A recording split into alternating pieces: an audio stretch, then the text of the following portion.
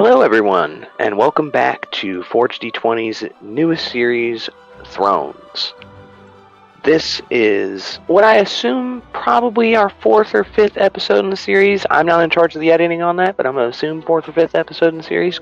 We're here, and we're trying to get this stuff done for you guys, because we're excited to continue this series and to tell you guys a story. We hope that you all are just as excited as us. That being said, just want to go ahead and reintroduce ourselves here. Forgot I didn't do that. I'm Hunter Gross, your DM for this campaign, accompanied by my best friend, Zach. We are very excited to continue this series and pick up where we last left off with Daedallus and Alastair making camp on the far side of Umbridge Hill across from Fandalin.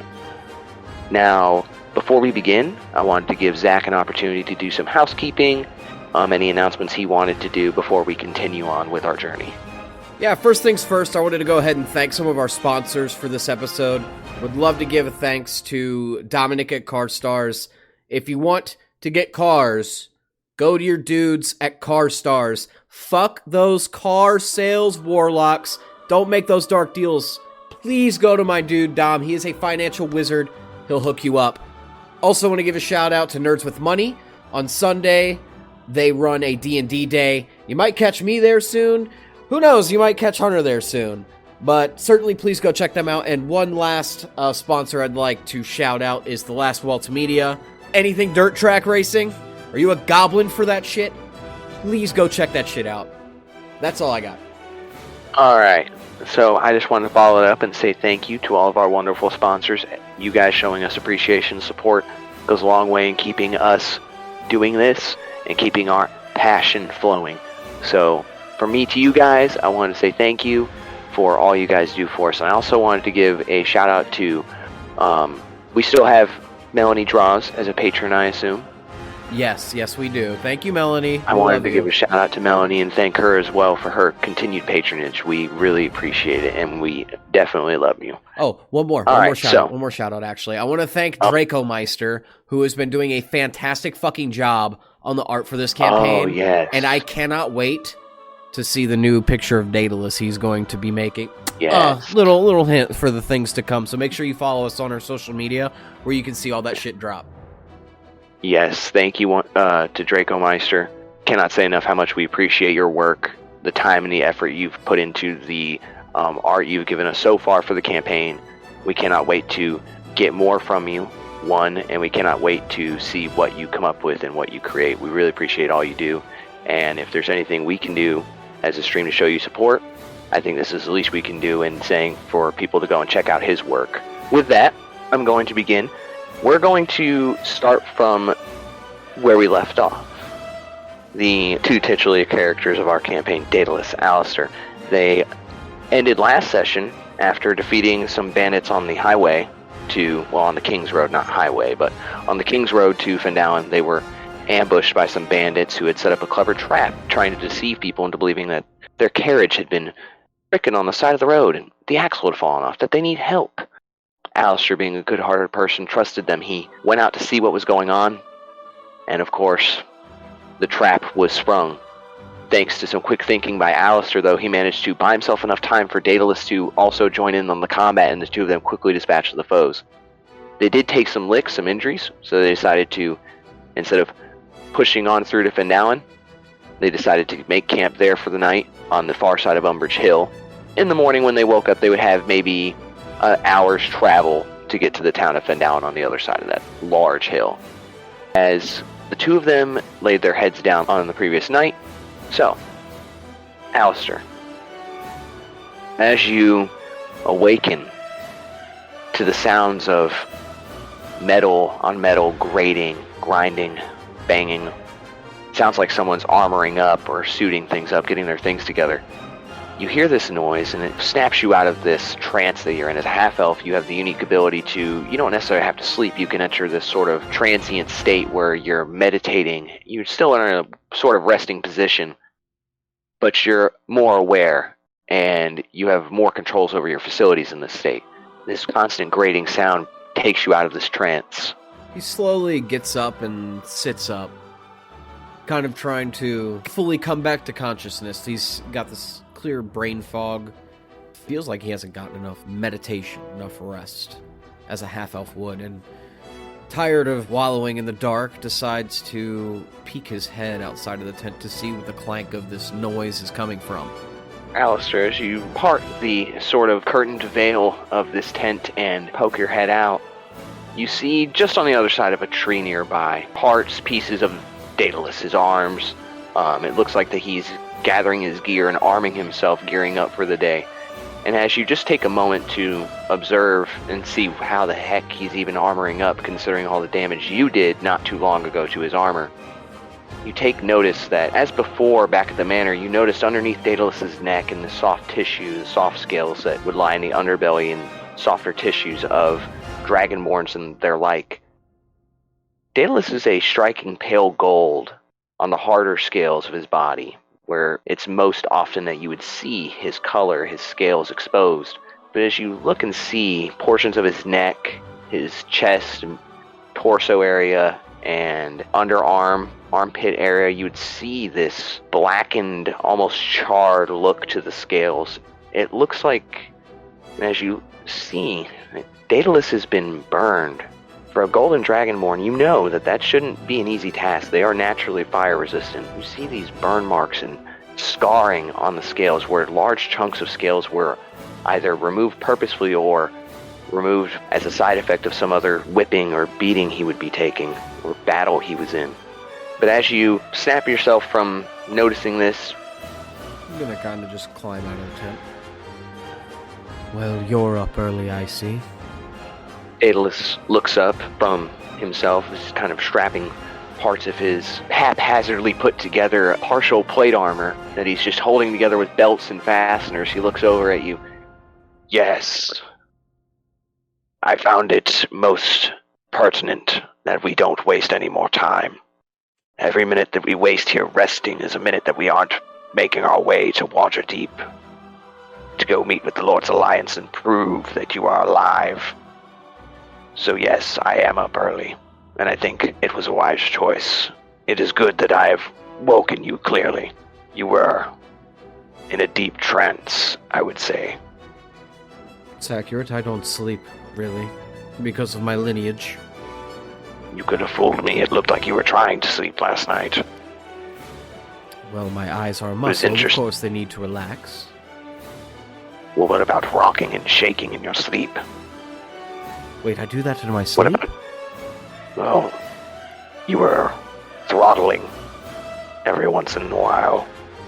It woke me at one point. I could hear you in the other tent. I could hear the movement, and I could hear you. Every once in a while, it sounded like you were calling out to someone or speaking to someone. I couldn't understand what you were saying. Some of it was muffled. But it was desperate, your cries. I didn't know I did that. Usually someone would know if they do something like that, like their family would have told them. He kind of scratches the back of his neck. He seems a little worried in a way.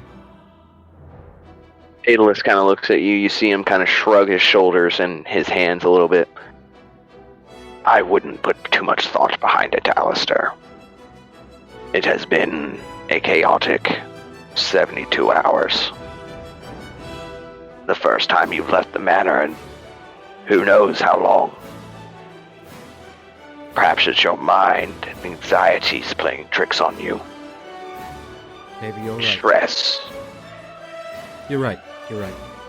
Alright, let me, I guess, gather my stuff and we'll head out expeditiously.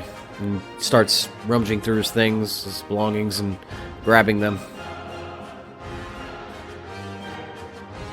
As you gather your things, Alastair, Daedalus packs up his tent, puts his bag together. You do the same. Takes you maybe 20, 30 minutes to do. Very quick in how you get things together and get out of here.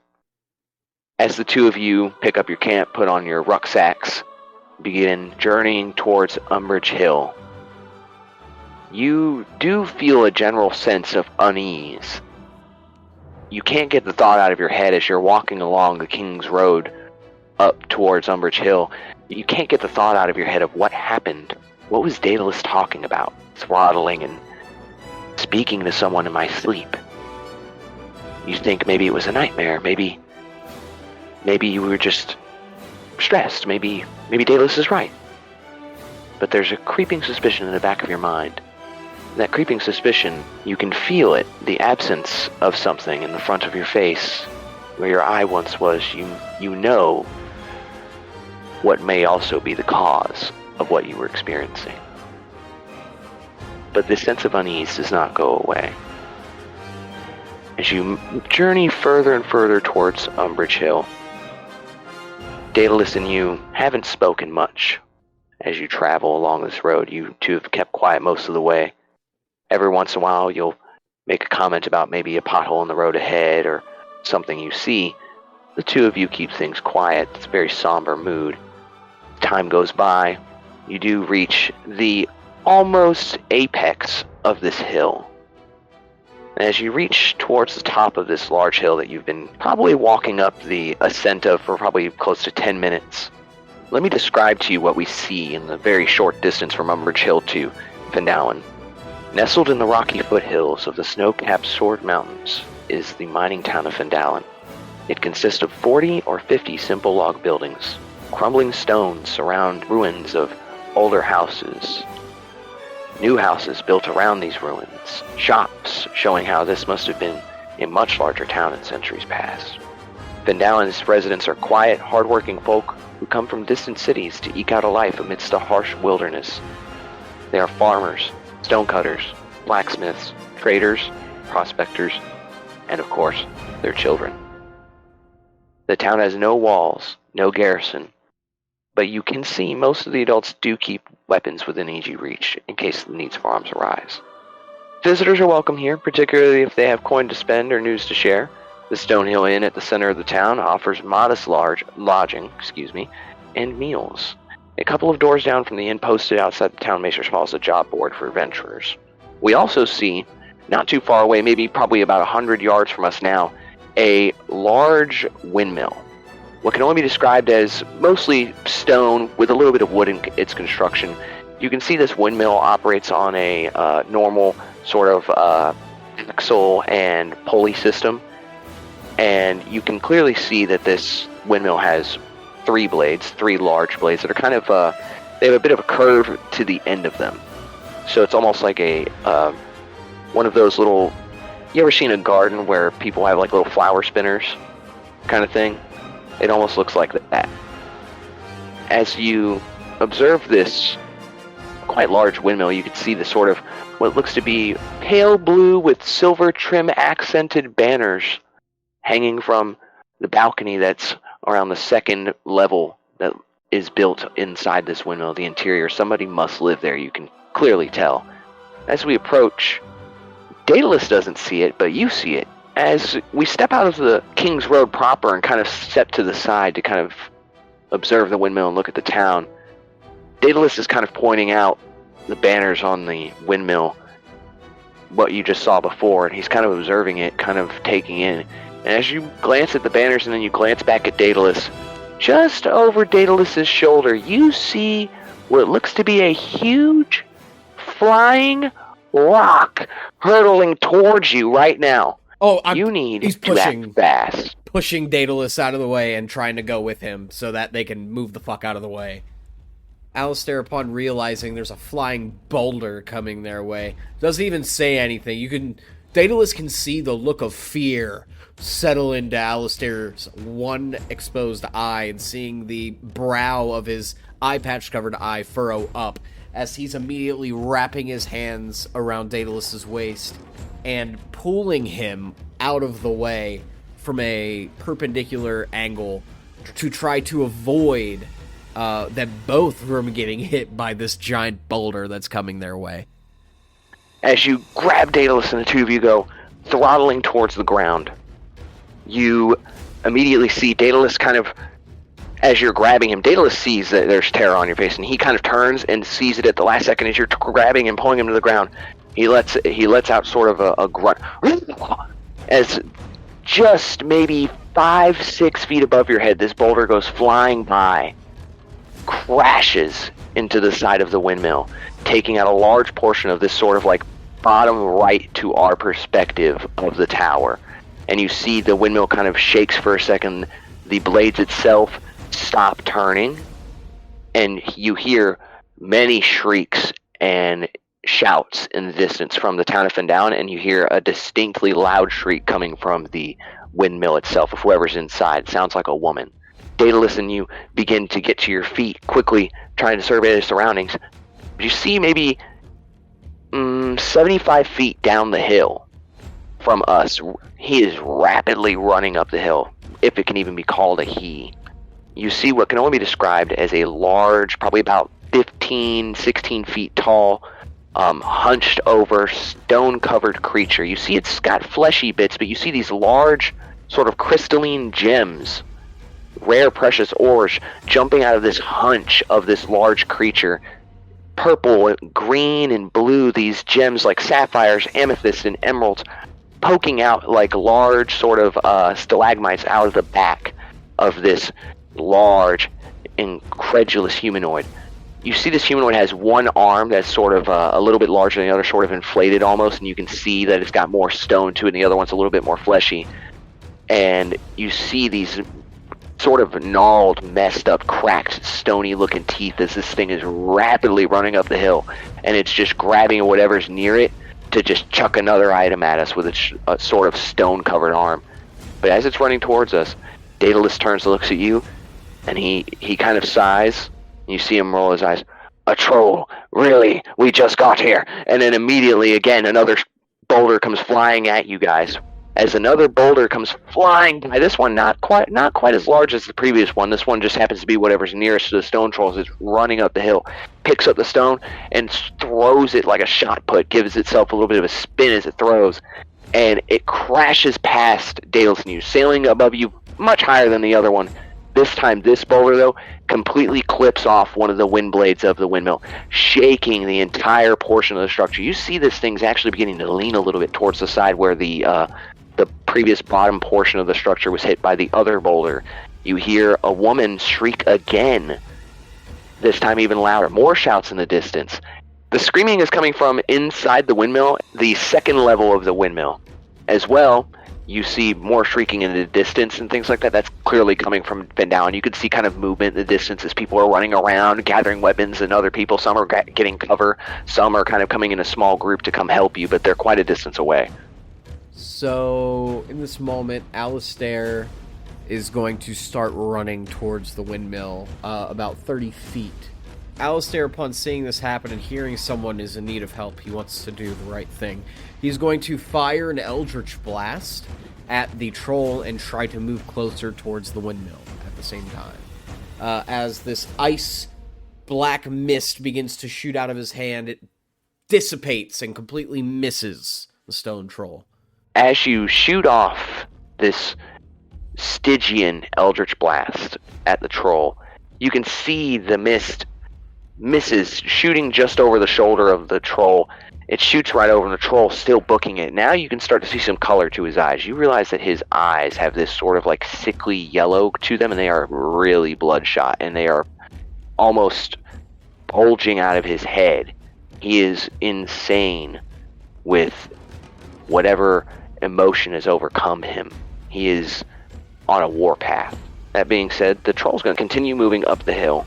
It's going to use its turn to continue moving, but he's going to, in addition to his movement, instead of throwing another item, he's going to continue to dash up the hill towards us. And as he's moving, quickly gaining momentum up the hill, he's deceptively fast for such a large stone-like creature. You see the gems on its large shoulder as it takes its stone arm and grabs the nearest tree to it as it's running up. This tree is not too large. I would say this tree is probably more like a medium-sized, garden decorative piece meant to be here, to provide Umbrage Hill with a bit of lust and color to it.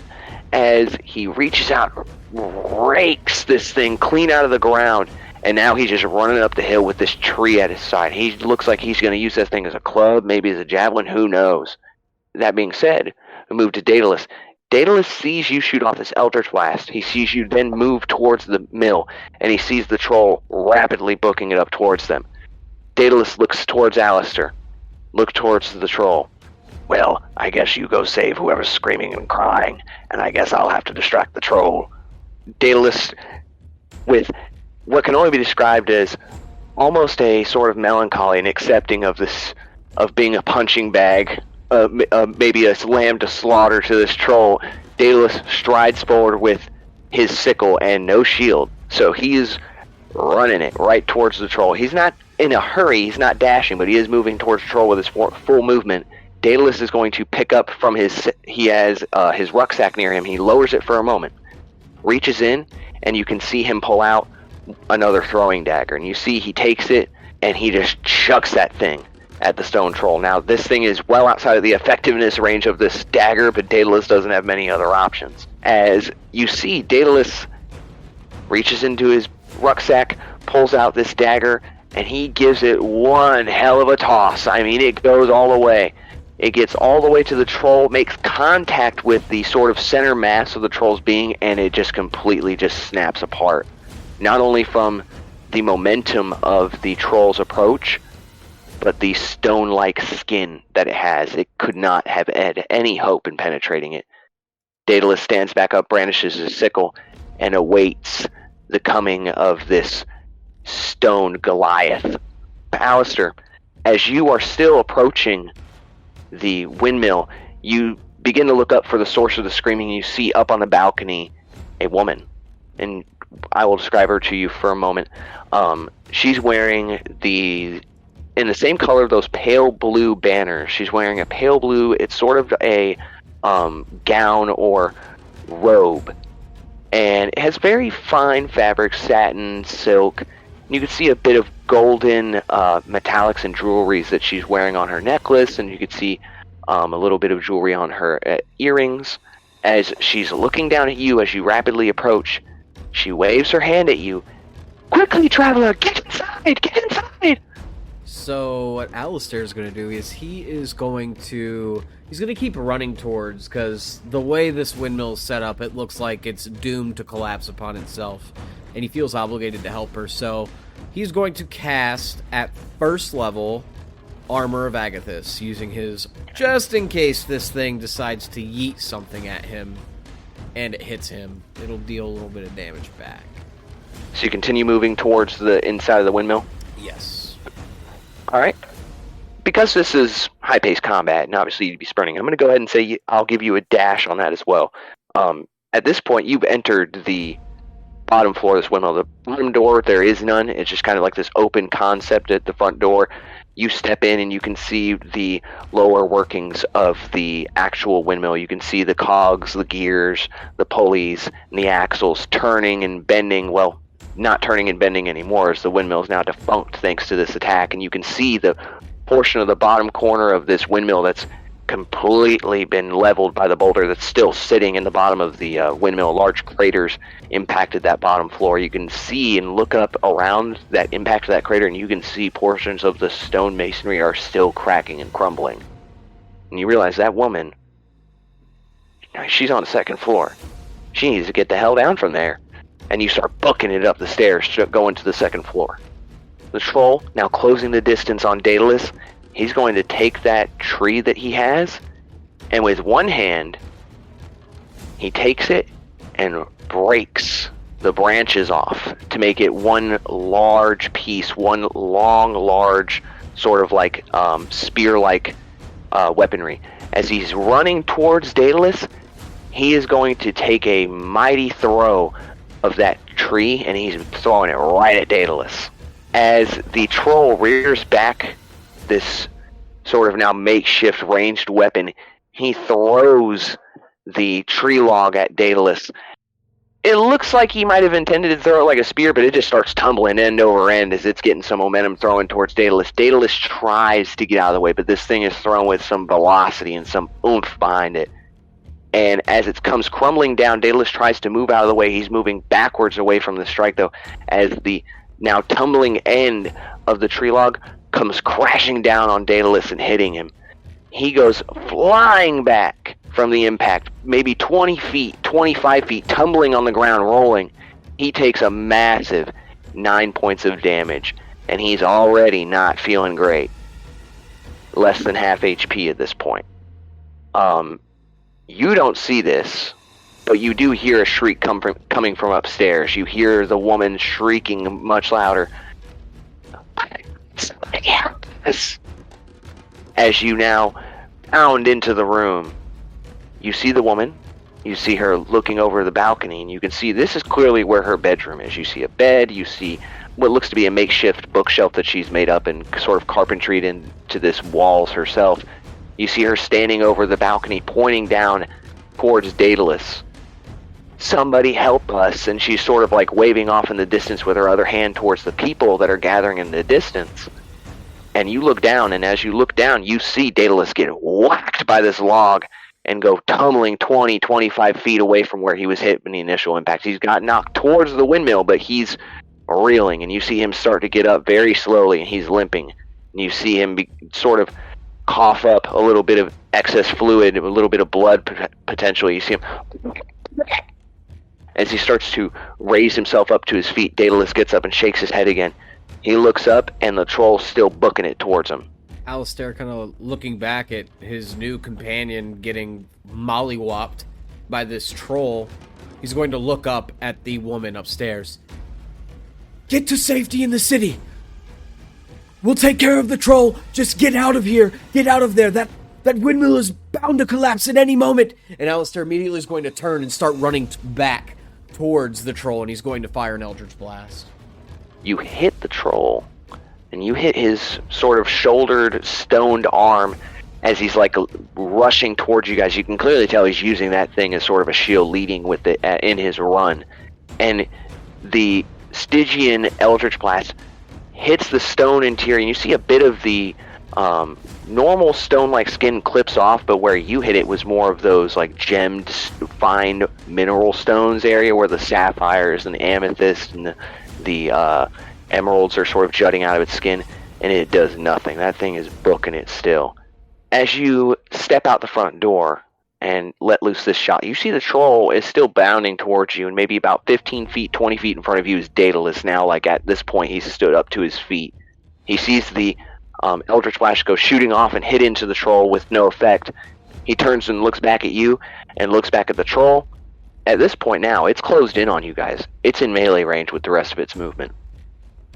I'm just going to move you on screen to a little bit outside the door. Daedallus about 20 feet in front of you right there. And we'll say that right next to him where those piles of stones are, that's where like the knocked up log is that he got hit with. The troll at this point, though, comes closing in on Daedallus. As you see it comes running in, comes crashing down with both of its fists on Daedallus. You see Daedallus manages to avoid the brunt of the impact from these fists, but he still takes the hit from the impact. As soon as he hits the ground beneath Daedallus is just uprooted and sent flying maybe 5-7 feet in the air.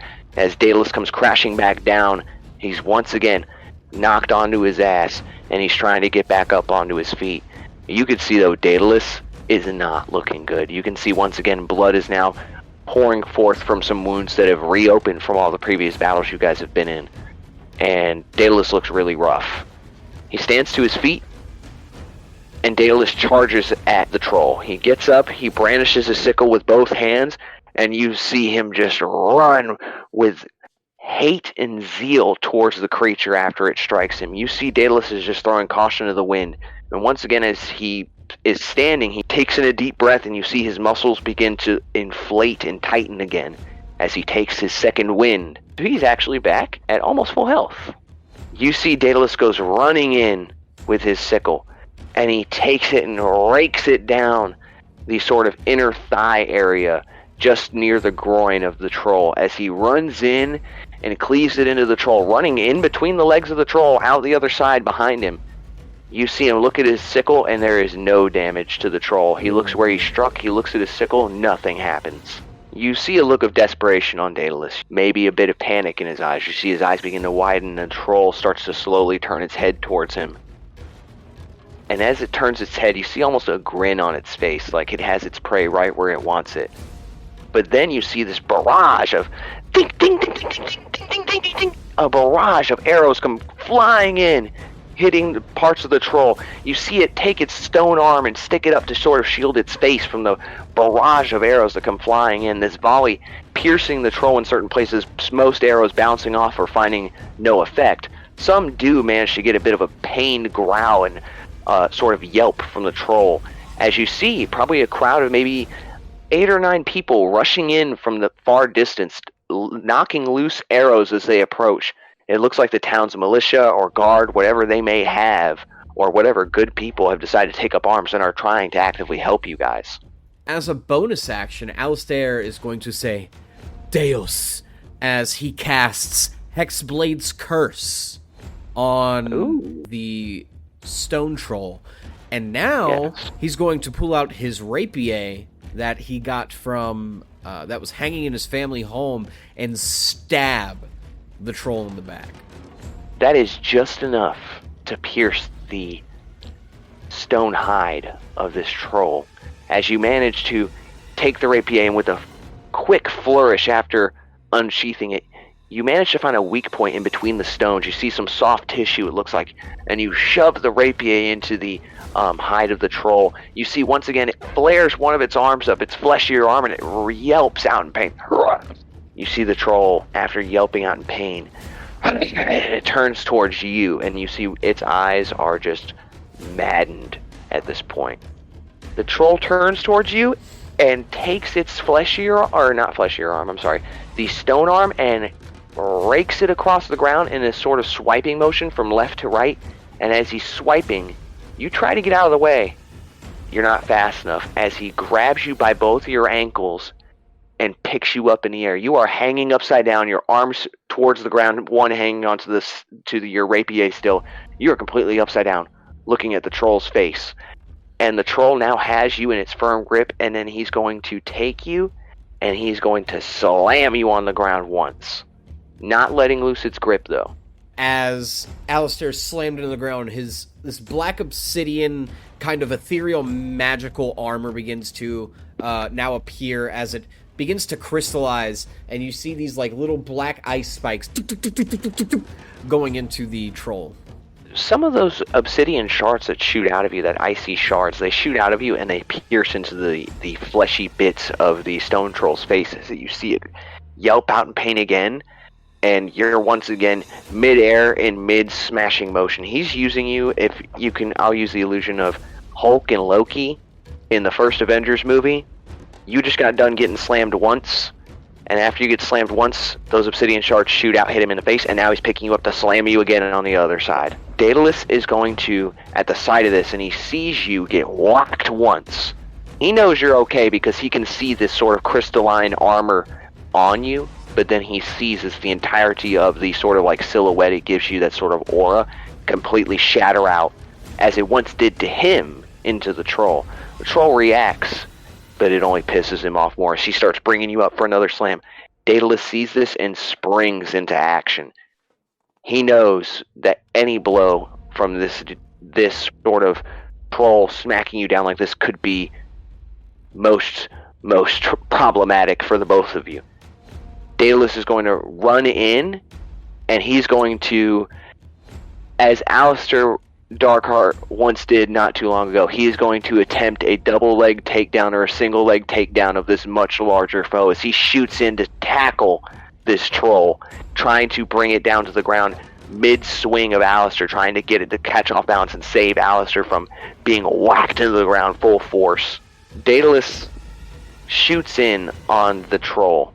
As the troll is rearing back Alastair, sort of like a makeshift club to smack him in the ground, he gets towards the top of this throw, and as you're being just absolutely, you have almost no senses of where you're at because of the speed of getting throttled around and such, right? So you're kind of like looking up at the sky as you're being throttled from up to going down, and instead of going back down, you're rapidly throttled back the way you came as you're tumbling towards the ground now. Daedalus, from his perspective, shoots in on the troll and manages to grab its more sort of fleshy leg. You've got this one side that's kind of covered in stones. The other side's still got a little bit of a stone skin to it, but not as much. So he crashes into it, and he starts grappling with the troll. The troll tries to fight him off. Daedalus pulls down towards the natural bend in the troll's body, and then twists sort of a like a death roll an alligator would perform on its prey. Once it gets a hold of it, Daedallus grabs and starts rolling. He brings the troll down, and Alastair with it. Alastair manages to not be completely slammed by this troll. He instead tumbles out of the grip of this troll maybe 5-10 feet away from it. So I'm going to move you back just 5-10 feet in a different, like a random direction. So you're out of its reach, and you're on the ground prone. And you see Daedalus is now going from this sort of like double-legged position, or single-legged, sorry, massive creature. So he's got his arms wrapped around the one leg. You see him like rapidly crawling up the side of this now prone troll as he's trying to climb, sort of like climb on this thing from this, sort of prone position to the top of it. He's trying to get towards the face as fast as he can. Alastair, after tumbling down, deciding in this moment he needs to get up and fight back to protect this person he's made a pact with, a blood pact. And he's going to grip his blade tightly, start to get up, and lunge towards the troll. And he's going to try to stick the blade in the back of its skull. You take the rapier, you brandish it, you stick it quickly into the back of the troll's head. And as you stick it into the back of the troll's head, you hear a thump. The rapier bounces off. And you realize, oh, that thing's got a hard fucking head. Daedalus is rapidly crawling up its legs, and now it's probably, Daedalus is like on his stomach area. Daedalus is about 6'6", this troll's about 16 feet tall, so Daedalus is making his way up there quick. Doesn't even really feel that you even hit it in the heat of the battle. It's going to take both of its hands, and it's going to try to just smack at Daedalus with its claws, trying to knock him away off of him.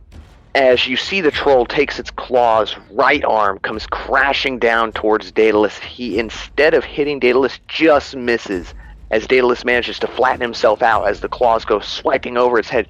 With the other hand, it comes smacking down towards his stomach, trying to splatter him like a bug. Daedalus manages to just crawl a little bit faster and propel himself further towards the chest of the troll, just managing to avoid that strike. The troll is also now going to take the rest of its turn to try to stand up. Getting himself up off the ground, you can see him kind of, not necessarily a panic, but he's quick to get up. He's trying to get away from Daedalus almost in a way, and get away from you, because you've got him surrounded at this point.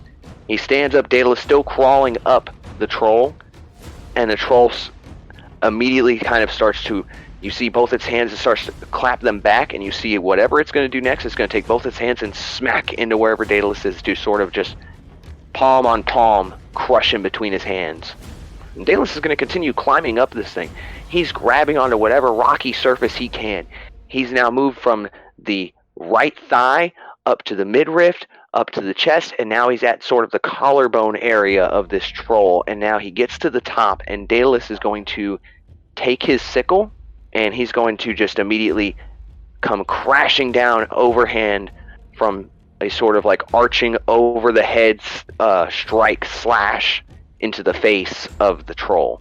The sickle pierces in to part of the stone troll's face and comes raking down. You see it rakes down right over its left eye, and the left eye just sort of explodes from the pressure that's being collapsed upon it, and it explodes in this pus of nasty miasma from within.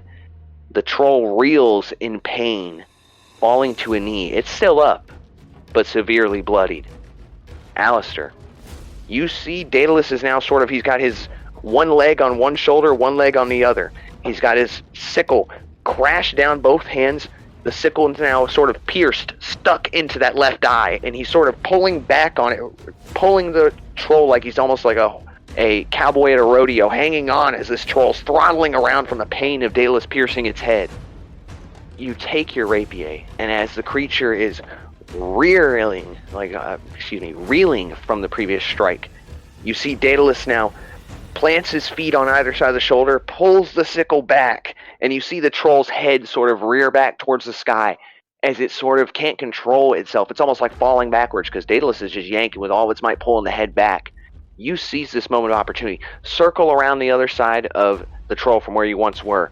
You take your rapier, you brandish it one more time, and you see that sort of soft tissue area that you hit on the other side, and you see an opportunity.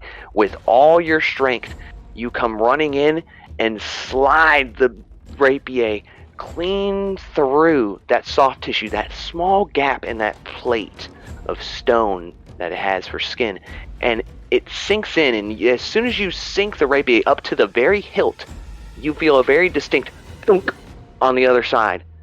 You just hit something.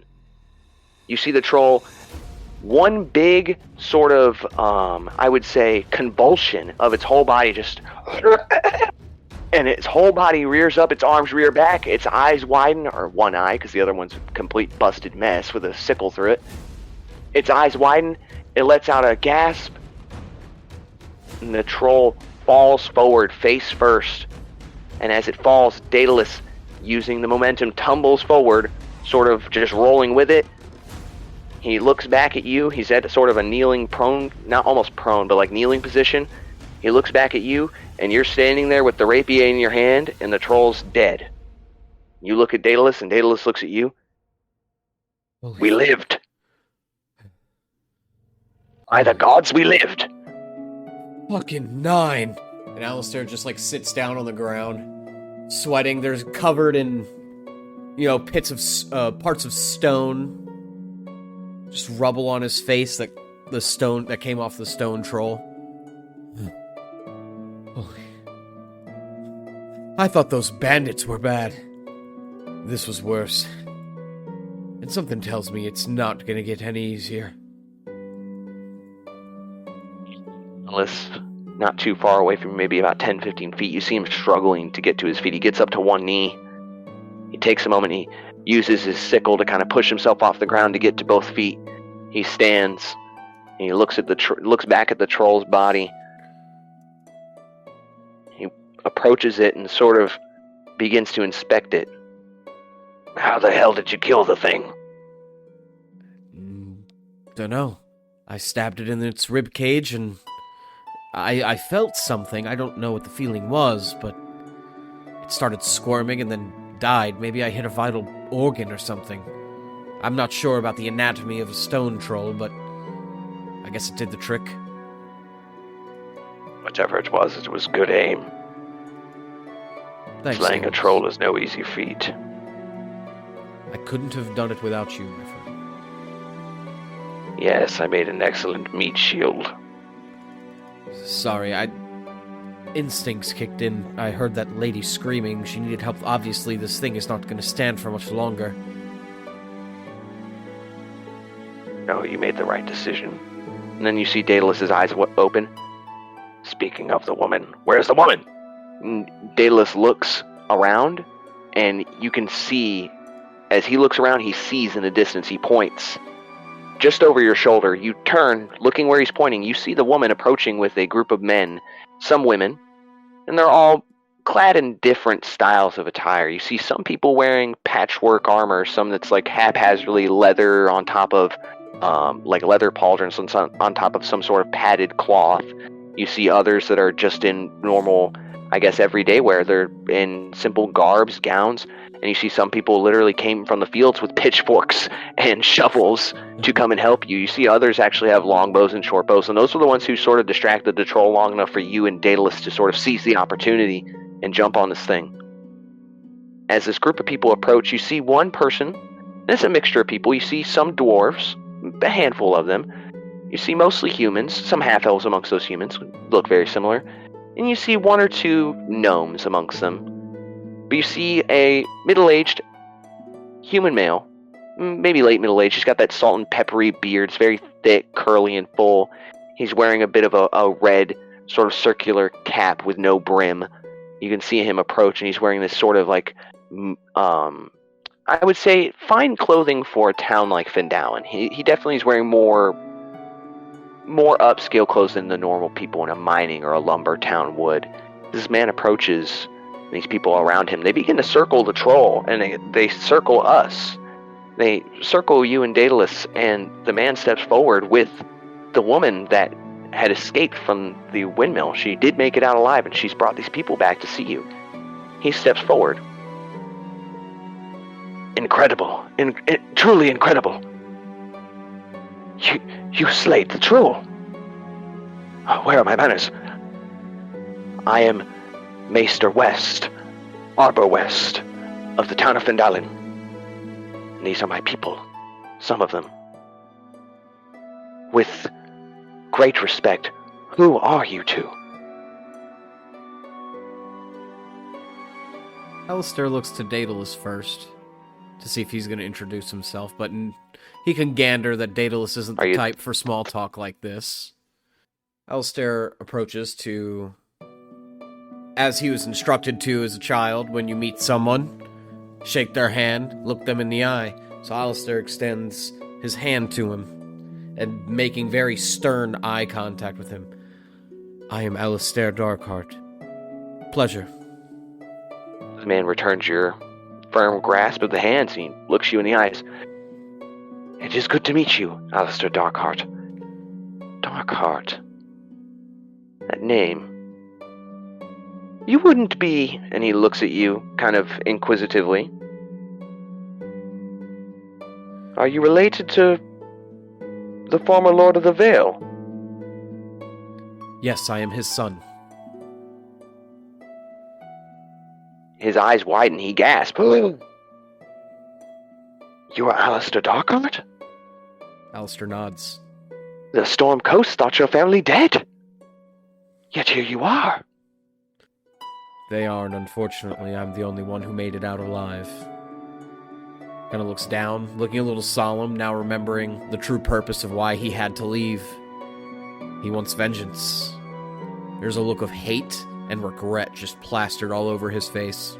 At the sight of this sort of awkward moment, the pain on Alastair, Daedallus sees this and kind of wants to distract the people from this. He doesn't want the people making a scene, and he doesn't want the people crowding Alastair at the sight of the Lord of the Vale, or former Lord of the Vale, whatever Alastair wants to be known as right now.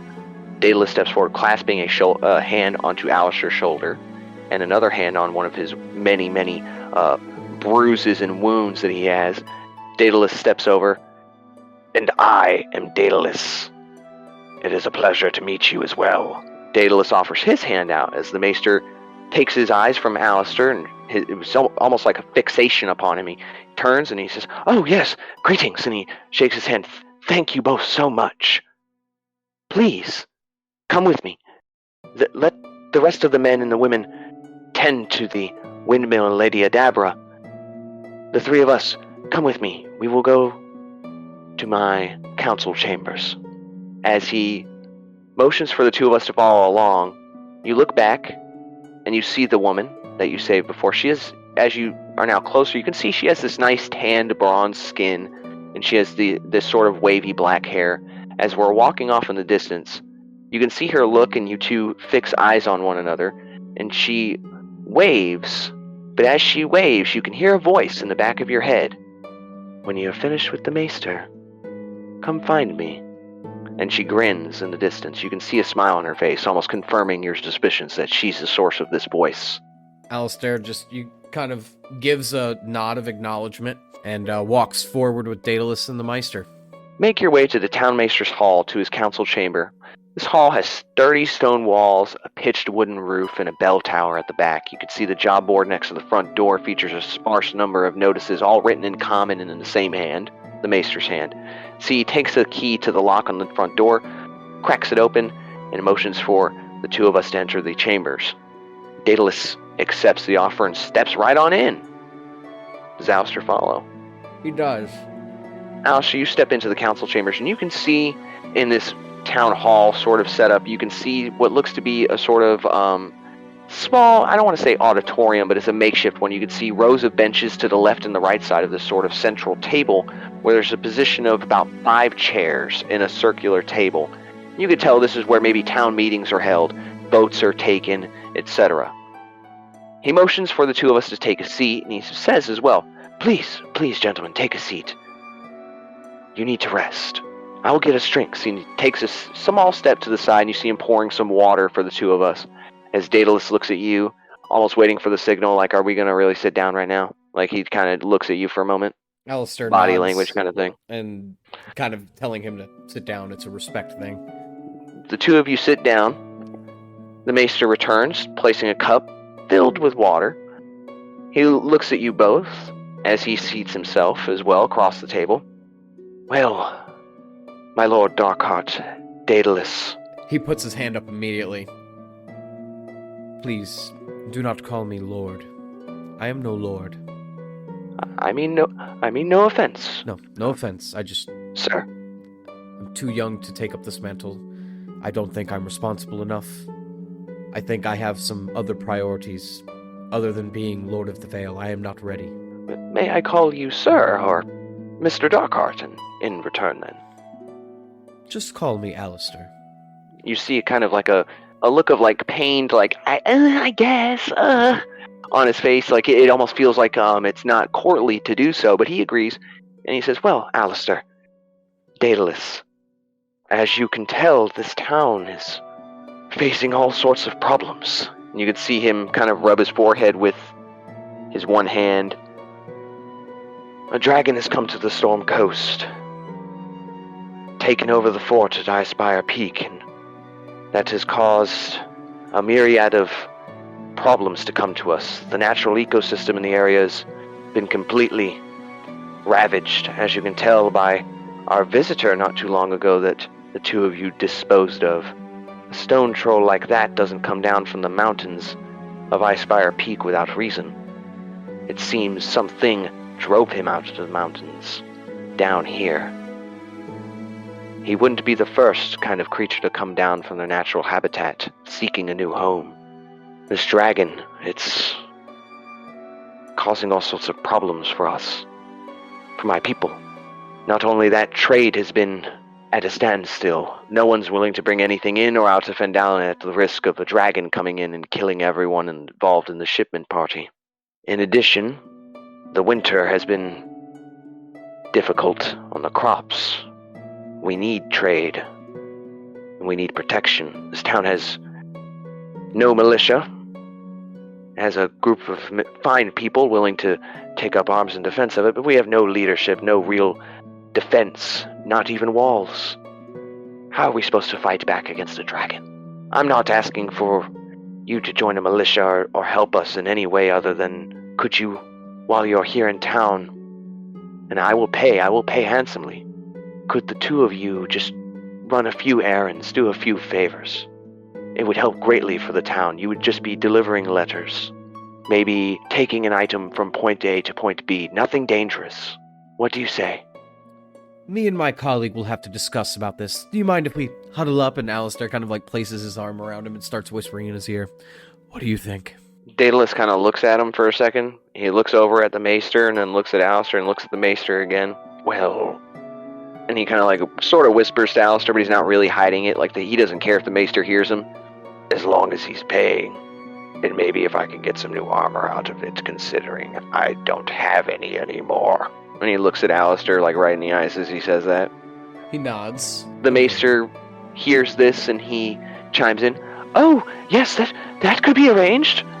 Daedalus puts up one finger, like they're not done talking, like silence. We're not done talking. Continue, Alastair. I do think that we could use some equipment. If you could provide some of this to us, we would be happy to be of service. I mean, I've just left home for the first time in 4 years, and I have bare bones equipment, as you can see, so we would both appreciate it if we could stock up on some things, and we will gladly do this for you. He looks at Alastair for a second, and then he looks up at the Maester before he speaks again. We will not be here long. We are resupplying and making our way to Waterdeep, so whatever favors you are asking of us, please make the affairs as short as possible. We want to be on our way. We do wish to help, but we have business of our own to attend to, of course. The Maester nods, and he, of course, merely need you to go and do a few things. I need you to go not too far from here. There's a place nestled in on the other side, at the northeast from here, on the other side of the Umbrage Hills, to the northeast of here. There's a place, a village nestled in a burrow known as Nomengard.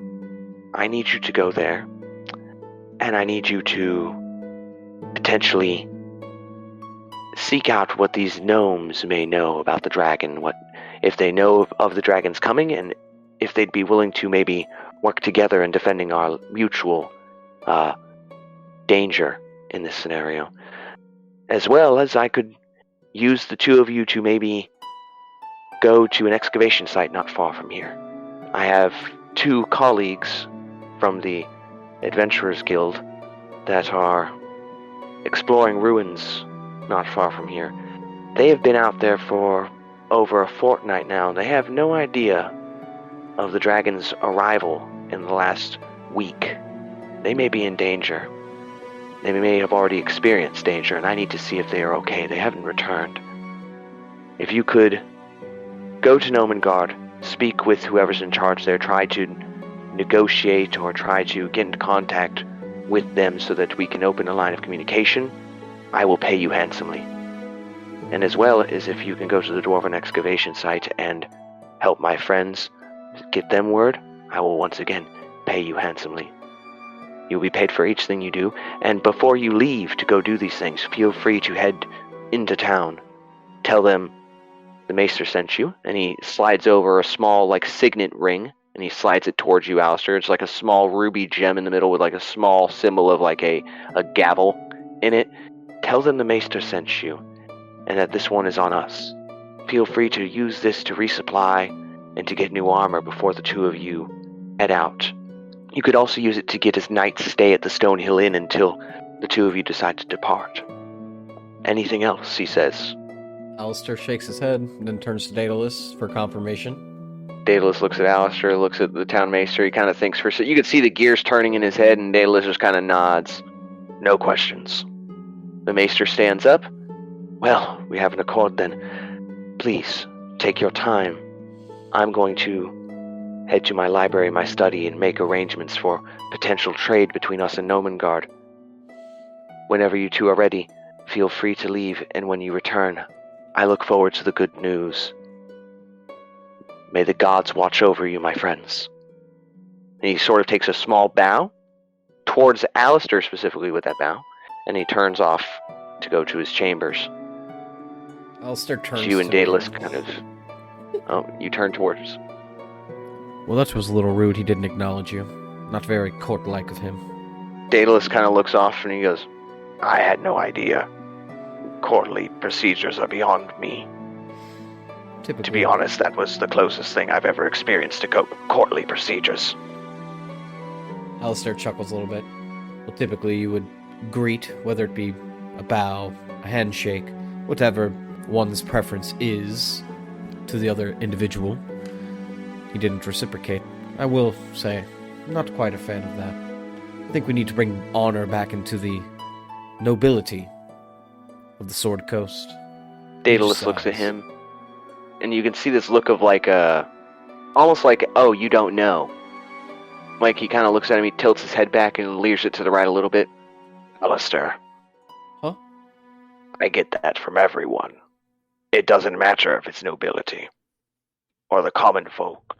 Most people do not care for one with my dispositions.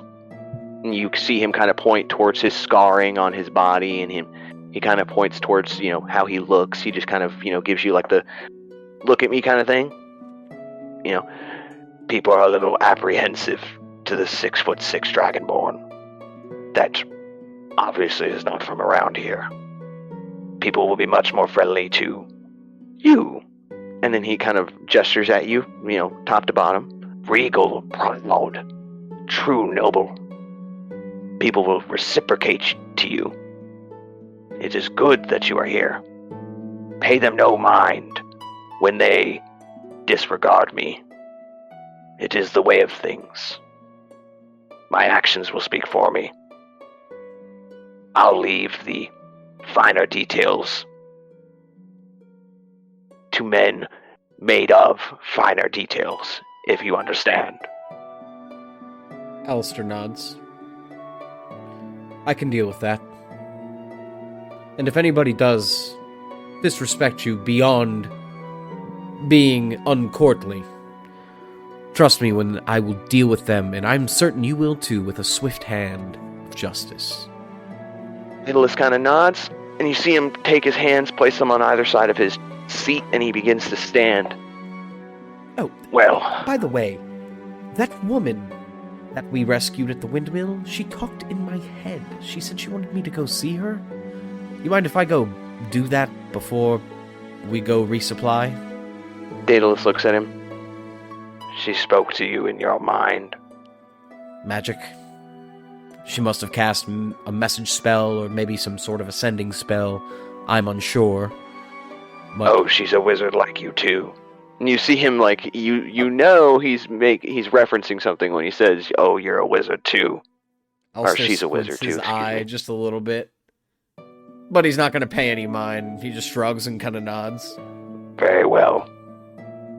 Take us to the windmill. Back to the scene of the crime. Daedalus says as he like kind of throws his arms up in the air. You can tell he doesn't really want to go back. He wants to go get armor and get resupply, but he says, "You know what? We must go." So as you leave the town Maesters Hall and we make our way back to Umbridge Hill, as we get over there, you can see not quite the whole group of people that were there, but a small portion of people from the town have now moved over to the mill, and you can see what looks to be stone workers, masonry men. Every once in a while you see a carpenter. You see people actively working together in this sort of communal state. They're trying to rebuild the windmill right now. And right after it started, they're already starting to try to re-strengthen that structure, that large portion of the building that was ripped apart and torn asunder from the crater.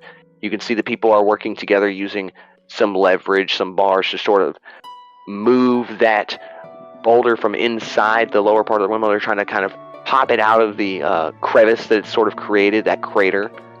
As you see outside, standing next to one of the dwarven individuals we discussed before, we see that woman that inhabited the windmill. You see her there in her nice bronze skin and her pale blue garbs. She sees the two of us approaching. She is speaking to this short dwarven man. See him with his curly black hair and sort of reddish beard. She speaks with him and then kind of motions for him to move just a little bit, and he kind of looks over, sees the two of us approaching on the other side, and you see this look of like, oh, on his face, and he just kind of scuttles along back towards the rest of the others of the project. As the woman stands there, she crosses her, or interlocks her fingers together, and you can see her sleeves kind of droop over to each other. She bows as the two of us approach. "It is good to see you again, my saviors." Alastair bows in return. "Quite good to see you again as well, and I'm sorry. In all the commotion, I never caught your name, miss." "My name is Lady Adabra," and she says, "It is a pleasure.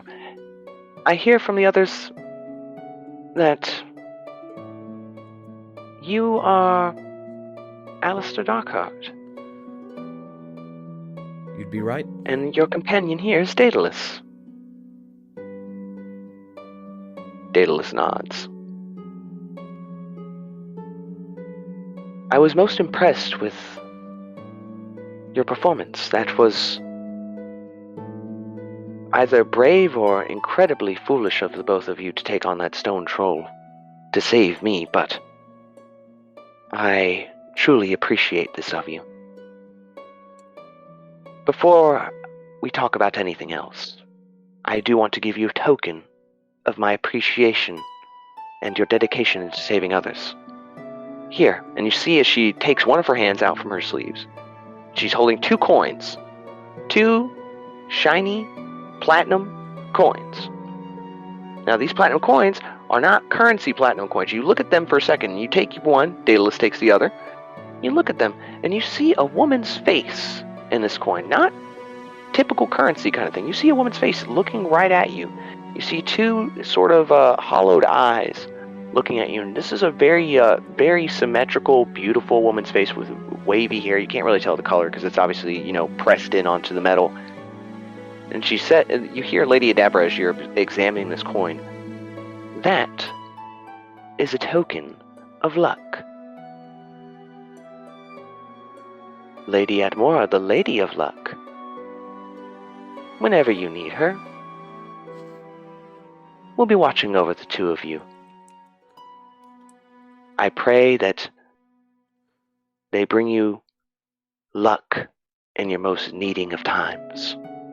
Now, I want you to add to your inventory, and I'm going to add to mine, a token of luck. Now, this token of luck is for either of us to use at any one point. It has one use only. You can reroll any roll, even if it's been rerolled before. Any roll, and you can reroll it once.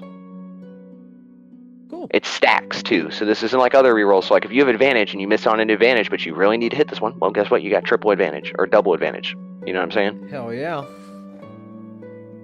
As Daedallus takes his coin, he places it into his sort of navy blue fabric pouch, drops that in there. You have my thanks, Lady Adabra. And he bows his head a little. You're quite welcome, Daedalus. Now, I'm sure Alastair has told you I asked him to bring the two of you here. Daedalus kind of like uneasily looks at Alastair. Yes. How did I speak to him? Well, it's quite simple. And you see she peels back her ears, or not her ears, her hair to reveal two long pointed ears. I am a high elf. I have some natural abilities that others do not. I can reach out to some people every once in a while and speak with them. I spoke with Alastair. I didn't want to make a scene, but I wanted the two of you to come back.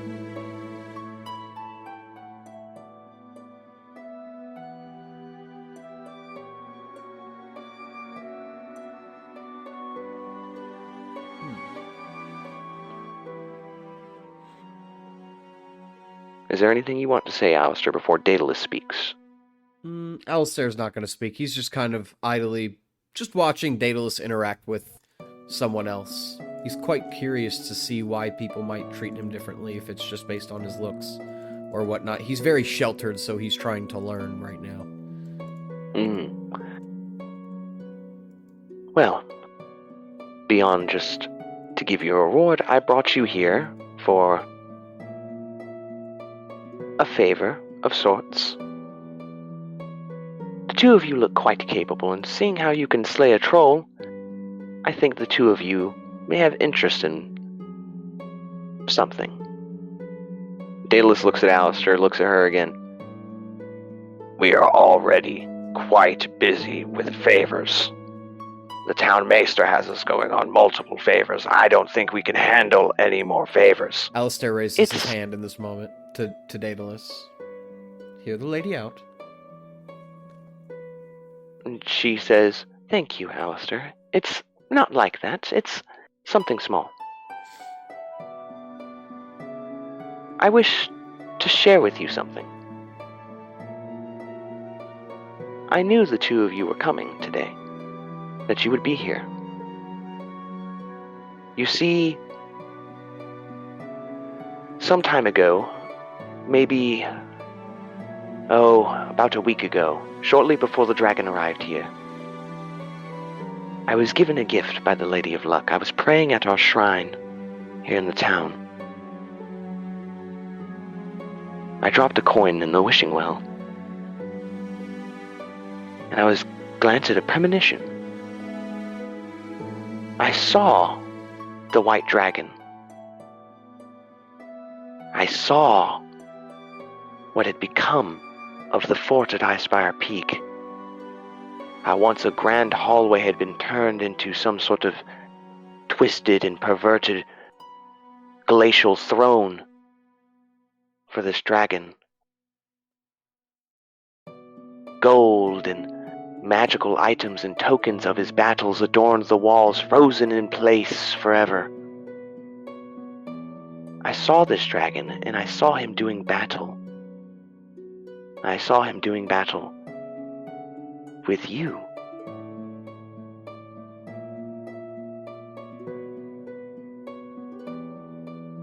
I saw the two of you engaged in conflict with it. A golden-scaled dragonborn and a white-haired half-elf, missing an eye. And here you are. I did not know it would be this day, but I knew that the two of you were coming, and that the two of you would deal with this dragon.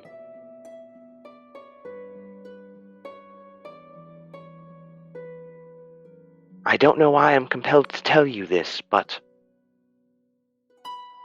it seems that destiny has guided the two of you here. You are meant to face that dragon. I implore you, strengthen yourselves. Strengthen your bodies, your minds, your resolve. Because although you may have business in Waterdeep, you said, Daedallus, and you see Daedallus kind of nod, I fear that the gods may have business for you somewhere else. Daedallus kind of uneasily turns and looks at Alastair and then he kind of looks at her like a double take, like, this bitch is crazy. Like, he's not buying any of this. You can tell on Daedalus' face, he's like, yeah, right, lady, like, I don't need any of that. And he's seeing a completely opposite look on Alastair's face. Alastair's buying into this shit. He's like, oh yeah. I love it.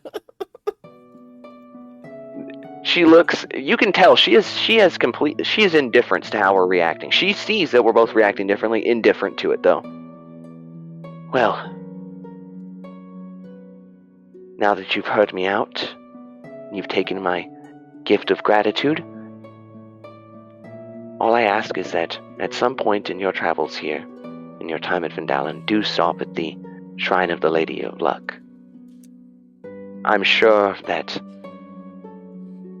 a small pittance to her could go a long way. I wish the two of you the best in your journeys. I'm sure we will see each other again, and of course, may the Lady of Luck be watching over you, as she takes a bow to both of them. You look at Daedalus as she takes the bow at Daedalus, and you've got like an eyebrow raise, like, oh yeah, you see that? She bowed to you, and Daedalus you see him returning the bow to her. He looks at Alastair, and he's got that pursed lip look, like, okay, yeah, not too bad, she actually bowed to me. And you see him kind of like adjust his plate mail a little bit, kind of feeling a little bit more recognized. You see him, he looks at you. Well, I guess some people recognize a future night when they look upon it. Alastair just smiles and nods, kind of happy that someone is treating his newfound comrade with respect. Well, I say we head into the town. We go resupply, and then we figure out if we want to go to the excavation or Nomengard first. What do you say? Yep, let's go to the shop, get our supplies. Maybe we could talk about our next plans over drinks. Oh yes, the tavern. He spoke of an inn. We are going to need somewhere to stay. Well then, yes, it sounds like an excellent plan. We go resupply, and then we go get a nice hot meal and some ale. And you see him sort of like he makes a fist. Gods, I need ale. And he kind of like just takes his arm and starts pushing Alastair. We're starting to walk down towards Vandalen. But for now, that is going to be the end of today's session. I want to take this time to thank everyone who's here listening still. Thank those who listened up to a point and are going to come back later. And I wanted to once again thank Melanie, our patron. We do have a Patreon, y'all. For those of you listening and are interested, we have exclusive content over on the Patreon. We post things first on the Patreon, and we tend to spend a lot of time interacting with those patrons, taking in their considerations into the story and where it's going. And obviously, you get first dibs on all content from us. If you are interested in becoming a Patreon of our show, check out our social medias, check out the links. We would love it if you did so. Zach, is there any final thankings or things you want to say? Hell nah. It's time for a beer. All right. What? All right, everybody. Thank you guys so much for listening. We appreciate you, and y'all have a wonderful day. Take it easy. Take it easy.